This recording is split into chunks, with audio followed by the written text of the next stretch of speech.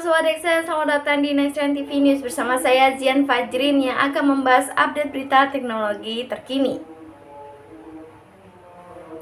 Asus belum lama ini memperkenalkan Asus Zenfone 9 sebagai HP kelas flagship berukuran compact yang memiliki desain menarik namun performa yang kencang. Asus Zenfone 9 dilengkapi dengan chipset flagship dari Qualcomm yaitu Snapdragon 8 Plus Gen 1 yang sangat kencang, bahkan bisa mencetak skor benchmark Antutu hingga lebih dari 1 juta. Namun tidak hanya sekedar kencang, Asus Zenfone 9 juga dilengkapi dengan sejumlah fitur yang menarik seperti sistem stabilisasi 6 sumbu, layar 120Hz, dan kamera 50 megapiksel yang sangat bagus. Berikut spesifikasi Asus Zenfone 9. Sorotan utama dari Asus Zenfone 9 ini adalah pada desainnya yang sangat berbeda dari sejumlah HP di kelasnya. Panel belakang Asus Zenfone 9 menggunakan bahan polikarbonat yang dilapisi finishing halus seperti karet. Sentuhan ini membuat tampilan HP yang roots and funky berbeda dari sejumlah HP di kelasnya yang berusaha tampil elegan. Walaupun sentuhan ini akan sulit untuk dibersihkan jika terkena minyak atau kotoran lain, elemen desain seperti tulisan Asus Zenfone, spek kamera, dan tulisan 09 memperkuat kesan tersebut. Ada 4 varian warna dari Zenfone 9 yang dimasukkan ke Indonesia, yaitu merah, biru, putih, dan hitam. Lalu bagian samping dari Zenfone 9 juga menggunakan desain frame yang rata seperti HP kekinian dengan bahan aluminium. Namun satu hal yang spesial di Zenfone 9 adalah Asus masih mempertahankan hadirnya lubang jack 3,5 mm yang memberikan fleksibilitas kepada pengguna yang ingin mendengarkan musik atau bermain game menggunakan earphone kabel. Namun Asus Zenfone 9 berpindah menggunakan sensor sidik jari fisik di samping yang menyatu dengan tombol power ketimbang di bawah layar seperti edisi sebelumnya.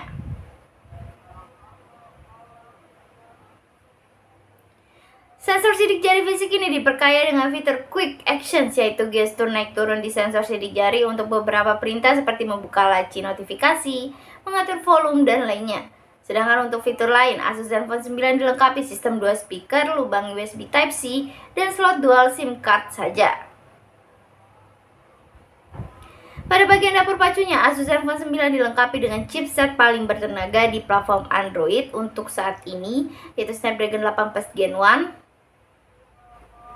Performa ini juga didukung beberapa varian RAM dan kapasitas memori penyimpanan yaitu 6GB per 128GB, 8 per 256GB, dan 16 per 256GB. Performa yang cukup tinggi dari Zenfone 9 ini tersimpan dalam ukuran perangkat yang cukup ringkas dengan bentang layar hanya 5,9 inci AMOLED beresolusi FSD+, dan sudah memiliki refresh rate mencapai 120Hz. Namun karena ukuran yang cukup ringkas, baterai dari Asus Zenfone 9 juga tidak begitu besar, yaitu 4300 mAh, serta didukung pengisian daya 30W. Kabar baiknya, kombinasi antara chipset dan sistem operasi Android 12 yang digunakan membuat konsumsi daya perangkat cukup irit. Lalu Zenfone 9 juga memberikan beberapa fitur koneksi yang lengkap dan mutakhir seperti port USB-C, NFC, Bluetooth 5.2, dan Wi-Fi 6E. Sedangkan untuk fitur sensor sidik jari samping, sertifikasi tahan air IP68, dan sistem 2 speaker juga tidak absen di Asus Zenfone 9.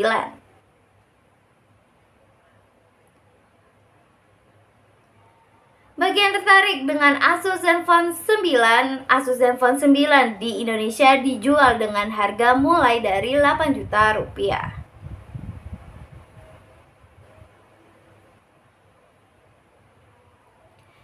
Pada perhelatan konferensi tingkat tinggi atau KTT G20 lalu di Bali, Telkomsel berhasil hadir menggelar infrastruktur jaringan telekomunikasi berteknologi dengan beragam inovasi, produk, dan layanan. Hadirnya Telkomsel pada KTT G20 tersebut juga dilakukan demi menghadirkan pengalaman konektivitas digital yang mumpuni. Dalam KTT G20 tersebut, Telkomsel berusaha membuka lebih banyak peluang bagi Indonesia untuk menunjukkan kapabilitas ekosistem teknologi digitalnya kepada dunia. Telkomsel hendak menunjukkan bahwa Indonesia memiliki potensi transformasi ekosistem dalam berbagai sektor sehingga dapat mendorong peningkatan daya tarik investasi strategis global. Hal tersebut dirasa dapat dicapai Telkomsel yang terlihat dari sejumlah pencapaiannya di KTT G20. Setelah gelaran puncak KTT G20 pada 13 hingga 17 November 2022 usai, layanan trafik data Telkomsel tumbuh hingga 59%. Artinya, hal yang diupayakan Telkomsel untuk menghadirkan konektivitas digital berteknologi terdepan bisa dianggap berhasil. Pada KTT G20, Telkomsel memang menghadirkan sejumlah infrastruktur tambahan seperti 88 BTS 4G LTE serta 39 BTS 5G setiap titik pelaksanaan KTT G20. Tak tanggung-tanggung, Telkomsel menghadirkan hingga 7.800 unit BTS di seluruh provinsi Bali demi terjaganya konektivitas selama KTT G20. Selain itu, layanan 5G trafik telekomunikasi Telkomsel juga mengalami peningkatan hingga 176% dibandingkan hari biasa. Diketahui Telkomsel memang menggunakan frekuensi millimeter wave 26 GHz dengan kecepatan download 5G Telkomsel mencapai 5,2 Gbps saat KTT G20 berlangsung. Dari sumber yang diterima Nextrend, Direktur Network Telkomsel Nugroho bersyukur atas keberhasilan Telkomsel memastikan hadirnya akses konektivitas digital terdepan saat KTT G20. Ia juga berharap keberhasilan ini membuka peluang pertumbuhan ekonomi melalui kolaborasi strategis dan terjadi akselerasi perubahan menuju masa depan Indonesia yang lebih baik lagi. Saat KTT G20 berlangsung, para perwakilan delegasi termasuk awak media dari mancanegara mengaktifkan kartu perdana Telkomsel demi kelancaran saat berada di Bali. Dari aktivitas kartu perdana tersebut, para pengguna Telkomsel mendapat dukungan bonus kuota data atau internet sebesar 25 GB dan kuota telepon lokal 25 menit, serta tambahan alokasi kuota data atau internet 100 GB di jaringan 5G. Bahkan layanan internasional roaming Telkomsel juga meningkat hingga 24%. Oppo Band 2 diperkenalkan sebagai sebuah produk gelang kesehatan yang pintar dengan harga yang cukup menarik dengan segala fitur yang ditawarkan. Namun, Oppo Band 2 juga memiliki beberapa fitur non-kesehatan nih yang menarik untuk mendukung aktivitas pengguna sehari-hari seperti stopwatch, timer, center, dan lainnya lagi. Paket komplit kesehatan dan teman beraktivitas di Oppo Band 2 ini ditawarkan dengan harga 1,1 juta rupiah. Oppo Band 2 memiliki fitur menarik yang bisa kalian gunakan. Pertama, ada timer. Fitur yang sering Nextrend pakai di Oppo Band 2 adalah timer untuk menghitung mundur waktu. Fitur ini terpakai ketika sedang memasak dan perlu mengikuti resep yang ada, terutama lama memasak yang memerlukan presisi waktu. Secara default, timer Oppo Band 2 menyediakan waktu mundur mulai dari 2 menit hingga 15 menit. Namun, pengguna dapat memulai waktu mundur sesuai kebutuhan masing-masing mulai dari sedetik sampai 24 jam.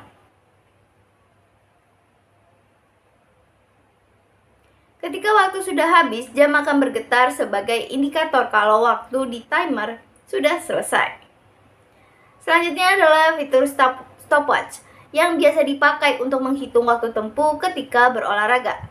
Nama fitur stopwatch di Oppo Band 2 sebenarnya juga bisa dimanfaatkan untuk membantu meningkatkan produktivitas seperti menghitung seberapa lama untuk mengerjakan sesuatu tugas.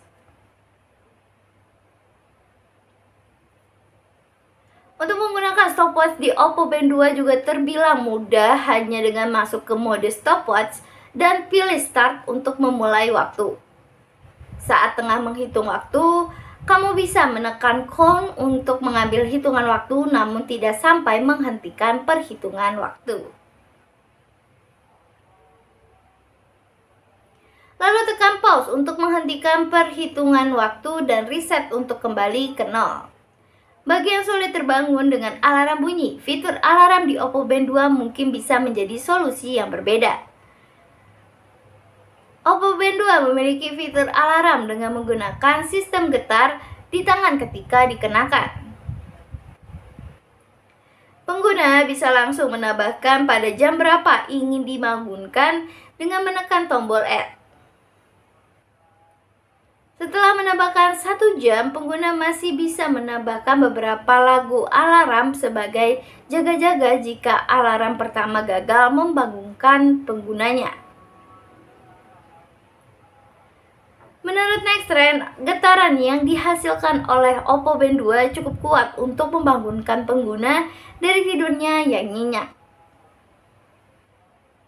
Selain itu, alarm dengan Oppo Band 2 juga tidak berbunyi nyaring yang bisa mengganggu orang lain yang sedang butuh tidur. Salah satu fitur yang kami suka dari produk wearable Oppo termasuk Oppo Band 2 adalah hadirnya fitur center yang dapat menerangi pandangan hanya menggunakan Smart Band.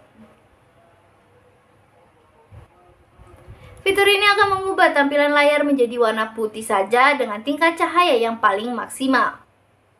Namun, tidak hanya warna putih, fitur center Oppo Band 2 juga bisa menampilkan warna merah dan putih bergantian secara cepat sebagai suar cahaya. Tidak hanya sekedar kelap-kelip, pergantian warna merah dan putih ini bergantian mengikuti kode Morse yang kalau diterjemahkan berarti SOS. Fitur ini dapat menjadi alat bantu darurat agar pemakai jam ini mudah untuk ditemukan di kegelapan. Find My Phone, fitur Oppo Band 2 yang satu ini juga bermanfaat bagi pengguna yang sering lupa di mana meletakkan smartphone-nya. Fitur Find My Phone dapat membantu pengguna mencari HP yang tidak terlihat selama masih terhubung dengan HP menggunakan sambungan Bluetooth seperti mencari mobil di parkiran dengan remote. Saat ditekan, HP akan mengeluarkan suara yang cukup kencang walaupun volume sedang diatur kecil sampai pengguna bisa mendengarnya. Menurut Nextrend, suara yang dikeluarkan cukup nyaring dan harusnya bisa terdengar dalam jarak hingga 5-10 meter lebih. Fitur ini lebih berguna bagi pengguna yang mungkin lupa meletakkan HP di kamar mandi atau kamar tidur.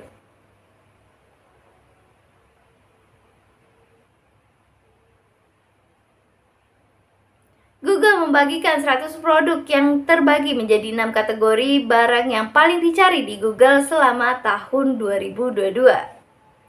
Produk-produk ini bisa jadi ide buat kamu untuk memberikan kado Natal atau kado akhir tahun kepada keluarga atau sahabat. Sebelumnya, World of Statistics baru saja merilis website yang paling banyak dikunjungi di tahun 2022 dan Google berada di urutan pertama. Kini Google telah mempublikasikan daftar tahunan 100 produk ide kado berdasarkan trending pencarian selama tahun 2022. Produk teratas Google ini mencakup berbagai jenis produk berdasarkan tren yang berkembang dan perilaku pencarian selama tahun 2022. Dari 100 produk yang terdaftar tersebut dibagi menjadi 6 kategori, yaitu rumah dan taman, pakaian dan aksesoris, game dan elektronik, kecantikan, mainan dan kerajinan, dan kesehatan dan kebugaran. Setiap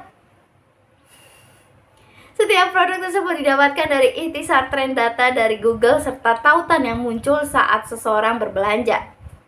Daftar yang dikeluarkan Google ini menarik karena dapat menginformasikan perusahaan atau brand untuk membuat produk apa.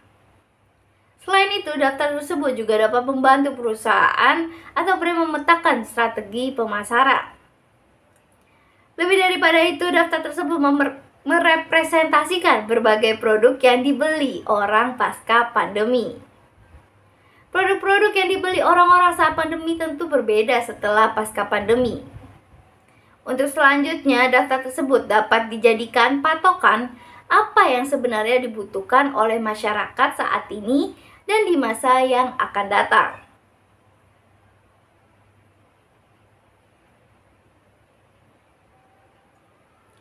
HMD Global kembali bersaing ke pasar penjualan tablet di tahun 2022 dengan memboyong Nokia T21 ke Indonesia.